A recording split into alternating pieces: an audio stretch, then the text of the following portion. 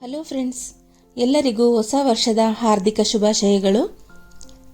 ಇವತ್ತು ನಮ್ಮಮ್ಮ ಮಾಡಿರುವಂಥ ತೊಗರಿಬೇಳೆ ಹೋಳಿಗೆ ರೆಸಿಪಿನ ನಿಮ್ಮ ಜೊತೆ ಶೇರ್ ಮಾಡ್ತಾ ಇದ್ದೀನಿ.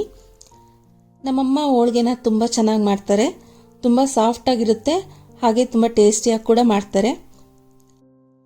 ಈ ರೀತಿ ಸಾಫ್ಟಾಗಿರೋವಂಥ ಹೋಳಿಗೆನ ಯಾವ ರೀತಿ ಮಾಡೋದು ಅಂತ ನೋಡ್ಕೊಳ್ಳೋಣ ಬನ್ನಿ. ಮೊದಲಿಗೆ ಒಂದು ಪಾತ್ರೆಗೆ 2 ಚಮಚ ಆಗುವಷ್ಟು ನೀರನ್ನ ಹಾಕಿಬಿಟ್ಟು ಕುದಿಯೋಕ್ಕೆ ಬಿಡಬೇಕು.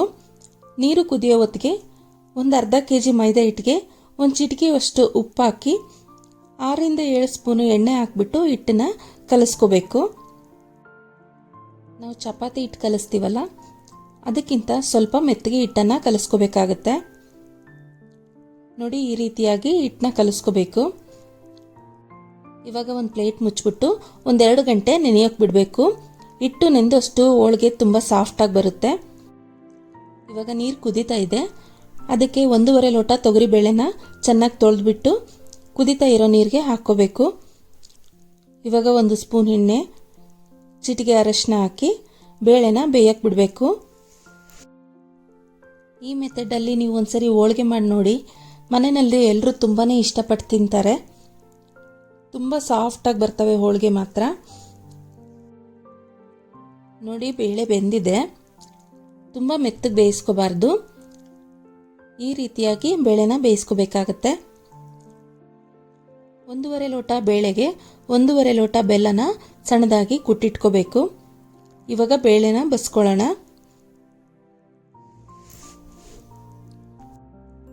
ನಾನು ಮಾಡೋವಂಥ ರೆಸಿಪಿಗಳು ನಿಮಗೆ ಇಷ್ಟ ಆದರೆ ನೀವು ಒಂದ್ಸರಿ ಮನೆಯಲ್ಲಿ ಟ್ರೈ ಮಾಡಿ ನೋಡಿ.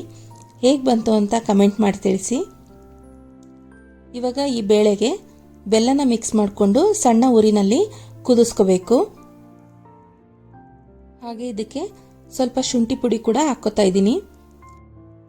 ಬೆಲ್ಲ ಕಂಪ್ಲೀಟಾಗಿ ಕರಗ್ಬಿಟ್ಟು ಬೇಳೆ ಜೊತೆ ಚೆನ್ನಾಗಿ ಹೊಂದ್ಕೋಬೇಕು. ಅಲ್ಲಿವರೆಗೂ ಇದನ್ನು ಕುದಿಸ್ಬೇಕಾಗುತ್ತೆ. ನೋಡಿ, ಬೇಳೆ ಬೆಲ್ಲ ಕಂಪ್ಲೀಟಾಗಿ ಕುದ್ದಿದೆ. ಬೇಳೆ ಸ್ವಲ್ಪ ಬಿಸಿ ಇದ್ದಾಗೇ ರುಬ್ಕೊಂಡ್ರೆ ಮಿಕ್ಸಿನಲ್ಲಿ ನುಣ್ಣಗೆ ಗ್ರೈಂಡ್ ಆಗುತ್ತೆ. ಇಲ್ಲಾಂದರೆ ಬೇಳೆ ಹಾಗೆ ಉಳಿದು ಬಿಡುತ್ತೆ. ನೋಡಿ, ನುಣ್ಣಗೆ ಯಾವ ರೀತಿಯಾಗಿ ಗ್ರೈಂಡ್ ಆಗಿದೆ ಅಂತ. ನೀವೆಲ್ಲ ಹೊಸ ವರ್ಷಕ್ಕೆ ನಿಮ್ಮ ಮನೆಯಲ್ಲಿ ಏನು ಸ್ವೀಟ್ ಮಾಡಿದ್ರಿ ಅಂತ ಕಮೆಂಟ್ ಮಾಡಿ ತಿಳಿಸಿ. ಬನ್ನಿ, ಇವಾಗ ಹೋಳಿಗೆ ಮಾಡೋಕ್ಕೆ ಸ್ಟಾರ್ಟ್ ಮಾಡೋಣ. ಹಿಟ್ಟು ನೋಡಿ ಚೆನ್ನಾಗಿ ನೆಂದಿದೆ. ಈ ರೀತಿಯಾಗಿ 1-2 ಗಂಟೆ ನೆನೆಸಿದ್ರೆ ಹೋಳಿಗೆ ತುಂಬ ಸಾಫ್ಟಾಗಿ ಬರುತ್ತೆ. ಸ್ವಲ್ಪ ಎಣ್ಣೆ ಹಾಕ್ಬಿಟ್ಟು ಮೇಲೆ ಕೆಳಗೆ ಚೆನ್ನಾಗಿ ಮಿಕ್ಸ್ ಮಾಡಬೇಕು ಹಿಟ್ಟನ್ನ. ಇವಾಗ ಹೋಳಿಗೆ ಹಾಳೆಗೆ ಸುತ್ತಲೂ ಎಣ್ಣೆ ಹಚ್ಕೊಂಡು ಲಟ್ಟಣಿಗೆ ಕೂಡ ಎಣ್ಣೆನ ಸವರ್ಕೋಬೇಕು. ಯಾವುದೇ ಹೋಳಿಗೆ ಮಾಡಿದ್ರೂ ಕೂಡ ಹಿಟ್ಟನ್ನ ಕಡಿಮೆ ತಗೋಬೇಕು, ಹೂರಣನ ಜಾಸ್ತಿ ತಗೋಬೇಕು. ಆವಾಗಲೇ ಹೋಳಿಗೆ ತುಂಬ ಚೆನ್ನಾಗಿ ಬರುತ್ತೆ. ನೋಡಿ, ಹಿಟ್ಟಿಗೆ ಹೂರಣನ ಯಾವ ರೀತಿ ತುಂಬೋದು ಅಂತ ತೋರಿಸ್ಕೊಡ್ತಾ ಇದ್ದಾರೆ. ಈ ರೀತಿಯಾಗಿ ಹೂರಣನ ಹಿಟ್ಟಿಂದ ಕವರ್ ಮಾಡೋದ್ರಿಂದ ಎಲ್ಲೂ ಹಿಟ್ಟು ಓಡ್ಕೊಳ್ಳೋದಿಲ್ಲ.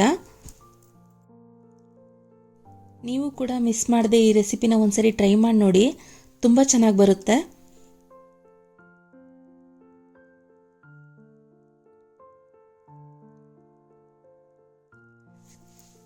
ಇವಾಗ ಹೋಳಿಗೆನ ಲಟ್ಟಿಸ್ಕೋಬೇಕು.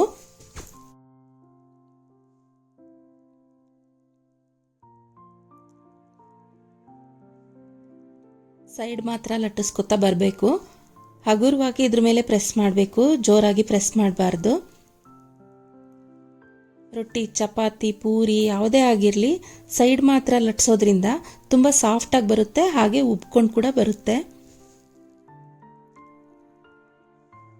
ಹಿಟ್ಟು ತುಂಬ ಚೆನ್ನಾಗಿ ನೆಂದಿರೋದ್ರಿಂದ ಎಷ್ಟು ಅಗಲವಾಗಿ ಬೇಕಾದರೂ ನಾವು ಹೋಳಿಗೆನ ಲಟ್ಟಿಸ್ಕೋಬೋದು.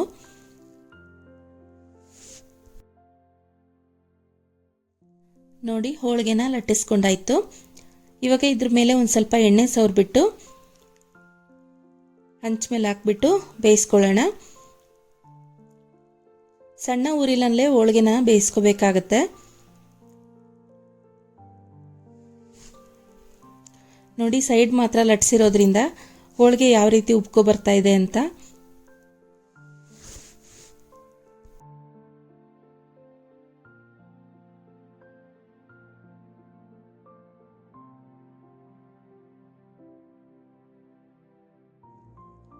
ಒಂದೇ ಸರಿ ತಿರುವಾಕ್ಬಿಟ್ಟು ಬೇಯಿಸಬೇಕು. 2-3 ಸರಿ ಎಲ್ಲ ತಿರುಗಿಸಿ ಬೇಯಿಸಬಾರ್ದು. ನೋಡಿ ಹೋಳಿಗೆ ಎಷ್ಟು ಸಾಫ್ಟಾಗಿ ಬಂದಿದೆ ಅಂತ. 2 ಬೆರಳಲ್ಲಿ ತುಂಡಾಗುತ್ತೆ, ಅಷ್ಟು ಸಾಫ್ಟಾಗಿ ಬಂದಿದೆ. ಈ ಹೋಳಿಗೆ ಜೊತೆ ತುಪ್ಪ, ಬಾಳೆಹಣ್ಣಿನ ಸೀಕರಣೆ, ಮಾವಿನ ಹಣ್ಣಿನ ಸೀಕರಣೆ, ಹಾಗೆ ಹಾಲು ತುಪ್ಪ ಜೊತೆ ಕೂಡ ತುಂಬ ಚೆನ್ನಾಗಿರುತ್ತೆ. ಮಿಸ್ ಮಾಡದೆ ಈ ರೆಸಿಪಿನ ಒಂದ್ಸರಿ ಟ್ರೈ ಮಾಡಿ ನೋಡಿ, ತುಂಬ ಇಷ್ಟಪಟ್ಟು ತಿಂತೀರಾ.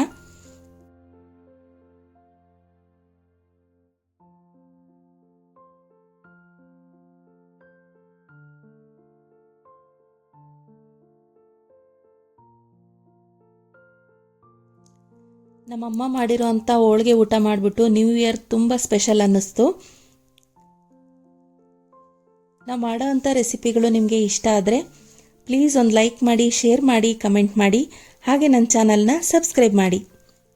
Thank you.